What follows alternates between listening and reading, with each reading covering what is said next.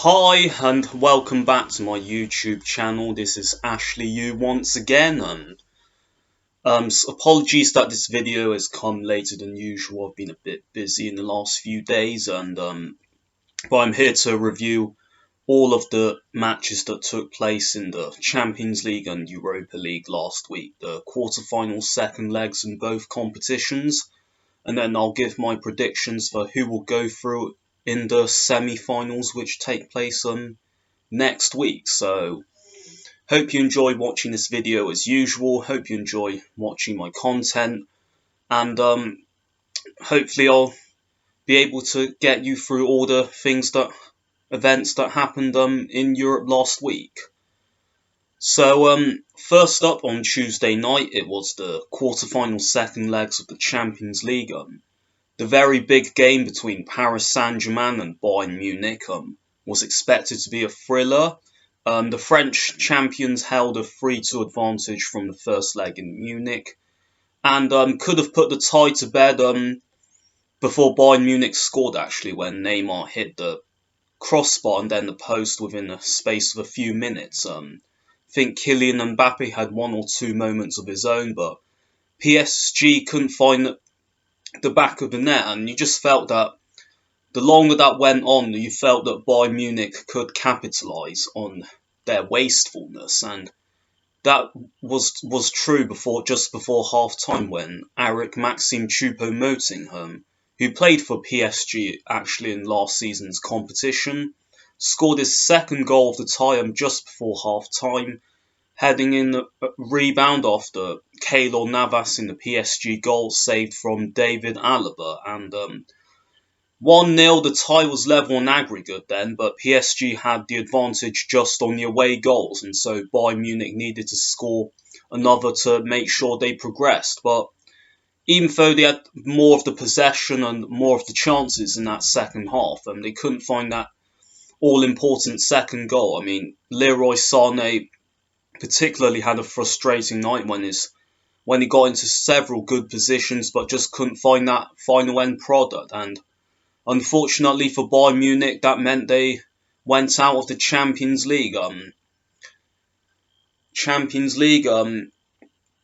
PSG are through to the semi-finals for the second season in a row, where they'll face Manchester City, who I'll get onto later on. But judging on how they performed over the two legs, they'll be one of the contenders to finally win that first Champions League after all these years of investment. I know they got to the final last season, but they didn't get the job done then, and hopefully they'll look to get one better this time. But knocking out Barcelona in the last 16 and then now the defending champions in the quarterfinals should give them a lot of confidence to go all the way this time. But judging by the semi-final lineup and who's left in the competition, it's still going to be very difficult for them to finally realise their dream of winning the Champions League, which is still like their holy grail, of course. So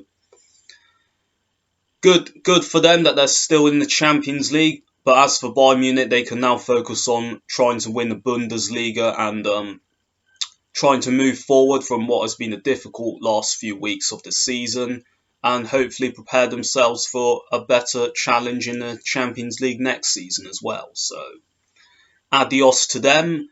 And then in the other quarter-final tie that took place on Tuesday night, it was Chelsea against Porto at a neutral venue in Seville, the same venue where they played the first leg. It was the Estadio Ramon Sanchez Pizjuan, and Chelsea held a 2-0 lead from the away leg, should I say, in the first leg, given they scored 2 goals and Porto scored none. So they were firm favourites to progress, get the job done and make it through to the semi-finals. And even though they weren't at their best going forward, they kept Porto out very well, and it took a spectacular goal in injury time for Porto to break them down. What a goal it was from Mehdi Taremi. Bicycle kick into the top corner that gave the Chelsea keeper Edouard Mendy no chance.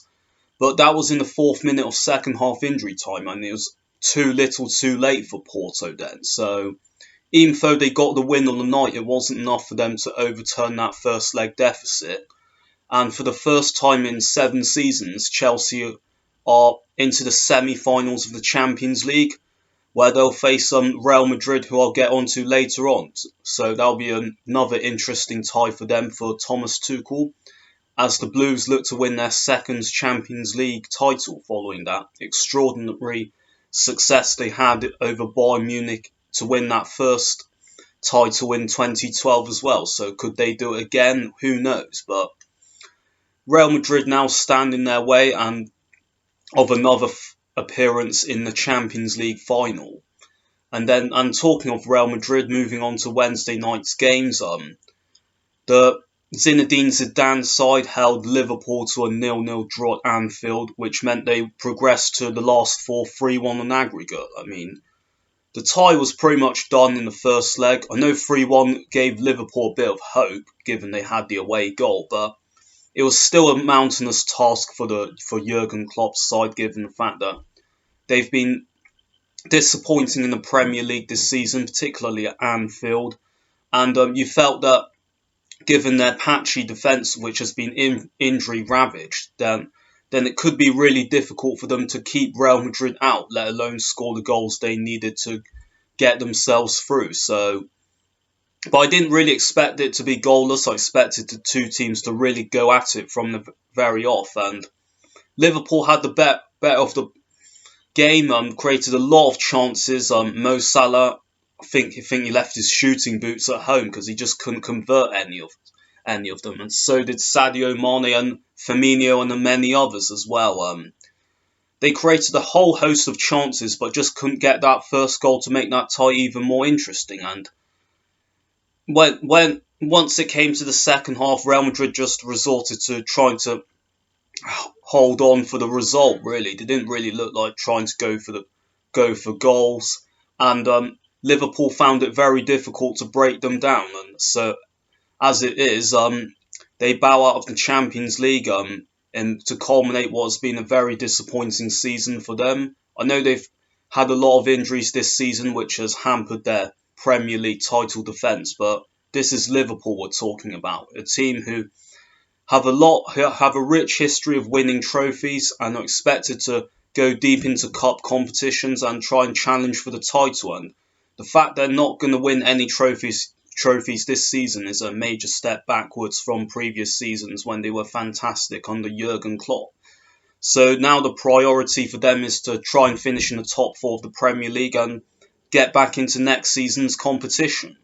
But as for Real Madrid, not fancied by many to win the Champions League this season. They're now three wins away from making it 14 Champions League titles for them, which, as a club, even though they're such a rich club with such a rich history, is a very extraordinary achievement. Would be a very extraordinary achievement for them. So, and Zinedine Zidane could win it once again after doing it 3 times in a row with the club in his first spell. So maybe they could go all the way this time with their experience. Don't rule them out, especially with the likes of Toni Kroos and Modric in that midfield. Very strong midfield as well. So who knows what the remaining weeks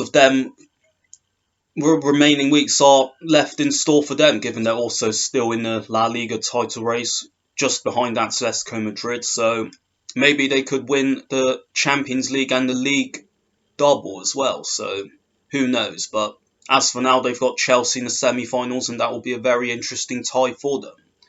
And then the fourth quarter-final on Wednesday night was Dortmund against Manchester City.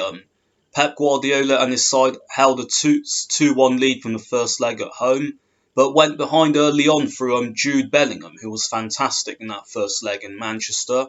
And at that point, Dortmund were heading for an away goals, and it looked to be the same old story for Manchester City in the Champions League, particularly at the quarter-final stage, where they went out of the competition in the past 3 seasons. But City rallied and equalised from the penalty spot early in the second half through Riyad Mahrez after a handball in the area by Emre Can. And then Phil Foden, as he did in the first leg, scored the winning goal. he caught the Dortmund defence napping from a corner and fired a strike inside the goalkeeper's near post. And 2-1 with about 12 or so minutes left. It was tie over, really, because Dortmund needed to score another three. So that was never really going to happen. And City, for the first time under Pep Guardiola's tenure, are through to the semi-finals of the Champions League. Could this finally be the year where they realise that holy grail dream of winning the Champions League, just like Paris Saint-Germain? They've spent a lot of money trying to upset the traditional European superpowers like Real Madrid, Bayern Munich, Barcelona and others. And finally, they've got to that semi-final stage where they'll face Paris Saint-Germain in a very tantalising tie between two big spending teams looking to achieve that desired goal of winning the Champions League. So it'll be interesting to see who blinks in that semi-final. But for now, City are going very strong. Very strong. Look like they're going to win the Premier League, and they're into the final of the Carabao Cup as well. So this could end up being a very good season for them. I mean, winning the Champions League will be the icing on the cake. It'll be a sensational season for them. And Pep Guardiola will deserve a lot of credit for what he's pieced together at City, given the fact they were actually struggling in the early weeks of the season, but have really picked up since like the middle of December. So this could still be a very good season for Manchester City, and winning the Champions League, as I say, will be a fantastic season for them. But they have to get past Paris Saint-Germain first. And so moving on to the semi-finals, I'll give my predictions. First tie is Real Madrid against Chelsea. First leg is at the Real Madrid's training ground in, I think, the Estadio de Alfredo Di Stefano. And it's a close call, this one, because these two teams are evenly matched. Look very good going forward, but very strong defensively. Although I do think that Chelsea they haven't really fired as an attacking force at times this season, so that might give the advantage to Real Madrid. But Madrid themselves haven't been solid defensively. In some games they've looked a bit defensively ragged at times, and without Sergio Ramos and Rafael Varane, they could be in a lot of trouble against this Chelsea side, who have kept things tight at the back, particularly since Tuchel has taken over at the club. And this tie could go right down to the wire. But if I were to pick one to get through to the semi-finals, no, to the final actually, I'll actually pick Chelsea, because they've got such strength in depth in their squad. If you look at their bench compared to Real Madrid's, the last few games where they've lacked squad depth have really caught up with them, and you just get the feeling that unless their key players come back, that it's going to be very difficult for them to really, challenge Chelsea and get the job done. So I fancy Chelsea in this semi-final actually, because I think they've got such a strong defensive unit. They only need to score like once or twice to really take the game away from their opponents, and I find it really difficult to see where Real Madrid could really, trouble Chelsea. I know they've got such a strong midfield and attack with the likes of Benzema, who's having a sensational season in front of goal, but you just think to yourself, Chelsea so good defensively, so well-oiled machine under Tuchel, and I think they'll be slight favourites heading into this tie. So for me, I think Chelsea will make the final from this semi-final. And then the other tie is Paris Saint-Germain. Semi-final tie is Paris Saint-Germain against Manchester City. Tough one to call this one as well, given the two sides are desperate to win this competition, having spent so much money over the years.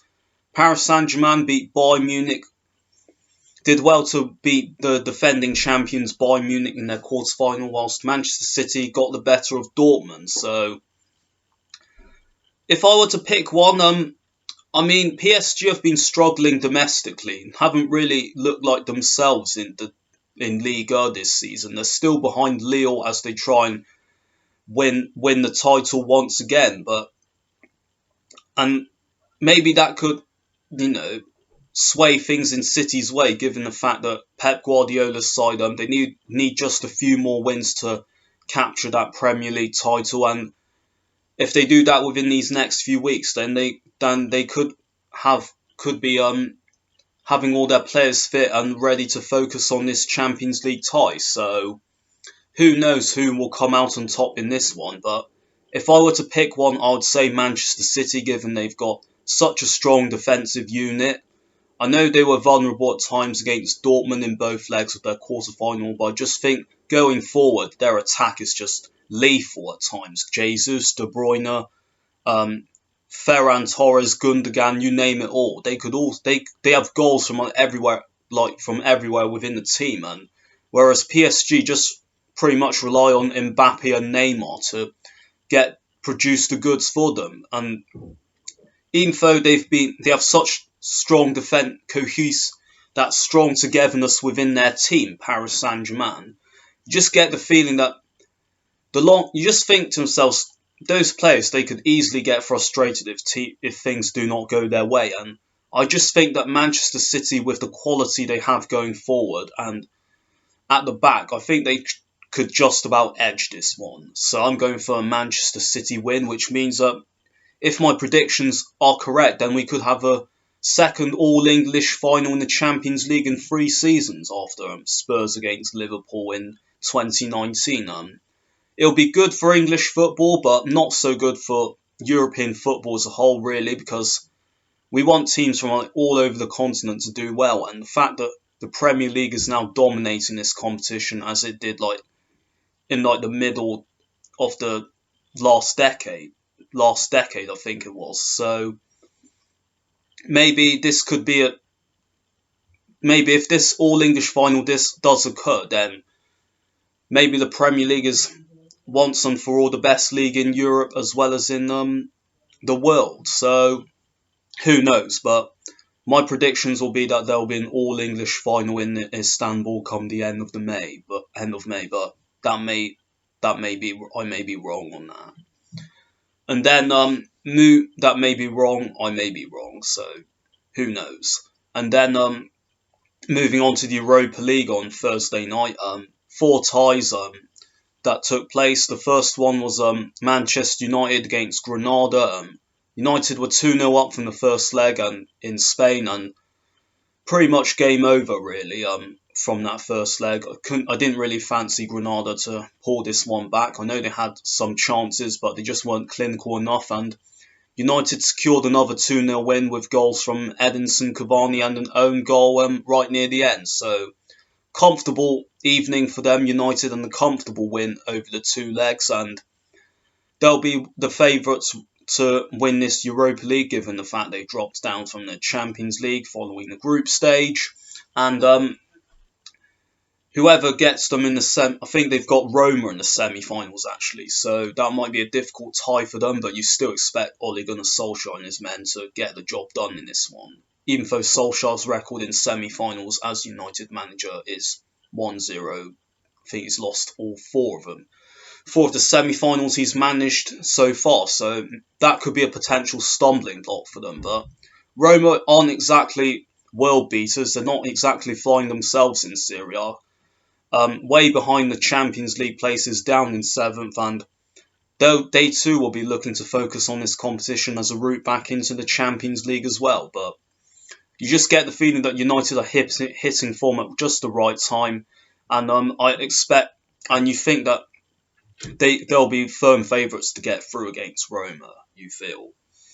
And then another of the English sides, Arsenal, won 4-0 away against Slavia Prague side, who are unbeaten domestically, and have knocked out Leicester City and Rangers in previous knockout rounds. So this was a very impressive result for the Gunners, particularly given the fact that Slavia is so difficult to beat, particularly at their place, and it was a very impressive performance by Arsenal. I didn't really see this coming. I expected a much more tight affair between these 2 teams.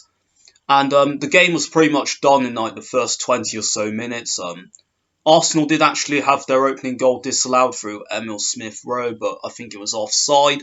But they didn't have to wait long to open the scoring eventually through Nicolas Pepe with a dinked finish over the keeper. And then I think Lacazette doubled their lead from the penalty spot after a foul in the area. And then I think I I can't remember who scored the third goal. I think it was Eddie Nketiah, I think, who scored that third goal running in. No, it's Bukayo Saka, actually, who scored their third goal to pretty much end this tie as a contest. Ran from deep and then fired a finish past the keeper who was stranded and couldn't be bothered to dive down and make the save because the ball was past him before he could move. So 3-0 up, like 20 or so minutes in, and that was tie over, and Arsenal could just manage the game from there and take things steadily in the second half. They did add a fourth through Lacazette, who finished inside the keeper's near post, and that was that. Arsenal through to the Europa League semi-finals, where they'll face Villarreal, who are managed, well, of course, by their former manager Unai Emery, so that'll be interesting for them. So who knows? Maybe from such a disappointing season, Arsenal could still salvage something. If they win Europa League, they would have got into the Champions League through the back door, given the fact they're 10th in the Premier League. Don't look like they're going to finish in the European places via that method. So all their eggs really are on the Europa League basket, and they're 3 wins away from realising their dream of winning a European trophy and getting themselves back where they belong, which is the Champions League. And then another tie to take place on Thursday night was Roma against Ajax in the Stadio Olimpico. Roma held a 2-1 advantage from the first leg in Amsterdam, but it was Ajax who once again had the better of proceedings, but they didn't. They had to wait until just after half-time to open scoring. I think it was Brian Brobby who scored.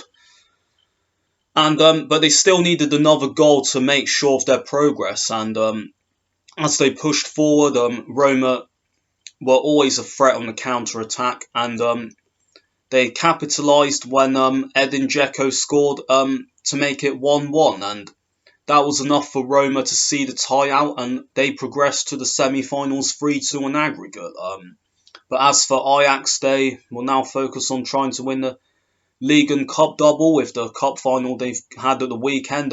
They've already won that, I think so. They only need like a couple of wins to win the Eredivisie title, and then that's it for their season, really. So even though it'll likely be a League and Cup double, they'll be slightly disappointed not to have gotten any further than what they have done in the Europa League. So, but as for Roma, it's a brilliant result for them, getting through the 2 ties against this very good Ajax team, and they now face a monumental challenge against Manchester United, who, as I said, are the favourites for this competition. And then the final tie to take place on Thursday night was Villarreal against Dinamo Zagreb.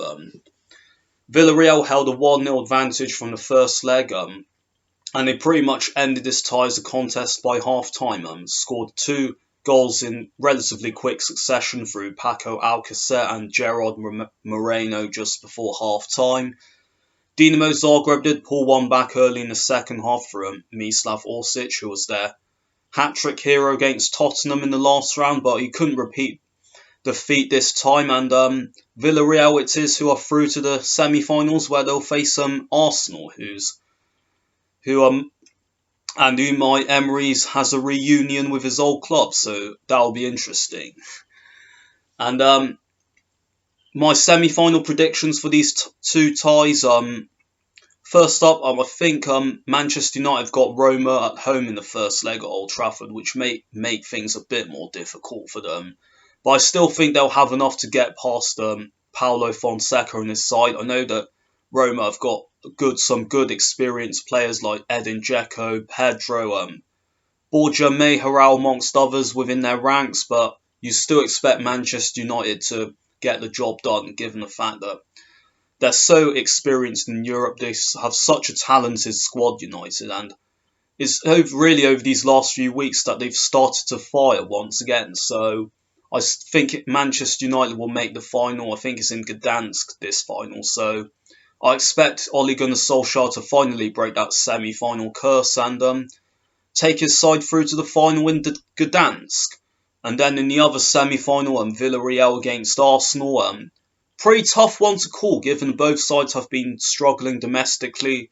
I know Villarreal have picked up form in recent weeks in La Liga, but still way off the Champions League places, and they'll be looking at this competition as a route back into the Champions League. But they're facing another side who are desperately wanting to get back into the Champions League as well in Arsenal. So it'll be interesting to see who comes out on top in this one. If I were to pick one, I would say Arsenal. Actually, I know they're 10th in the Premier League and they've been so inconsistent this season, but in the Europa League they've really performed when it really mattered. So I get the feeling that, particularly with the first leg being in Spain and not at the Emirates, I still believe that Arsenal will get the job done and repeat their success over Villarreal in 2006, I think it was, where they won a very tight semi-final to reach the Champions League final in Paris, I remember. So I expect them to repeat the feat this time and have another all-English final, Manchester United against Arsenal in the Europa League. Once again, just like 2 years ago, it was Chelsea against Arsenal in Baku. Now it could be United against Arsenal in Gdansk. And wow, maybe this could be Arsenal's best route. This will be Arsenal's best route back into the Champions League, and beating the favourites United in the final would salvage what has been a desperately disappointing season by their standards. But they have to get through this semi-final first to even think about it. So Arteta, I'm sure, will have his players focused for that, and we'll see how the semi-finals pan out. The first legs don't take place until next week, so there's a brief 1 week break before I preview them semi-finals next week. But as for now, it's all about it's all about like the closing weeks of the football season. I think there's still like a month or so left of the football season. I might preview like some of the leagues around Europe and the Premier League if I have time.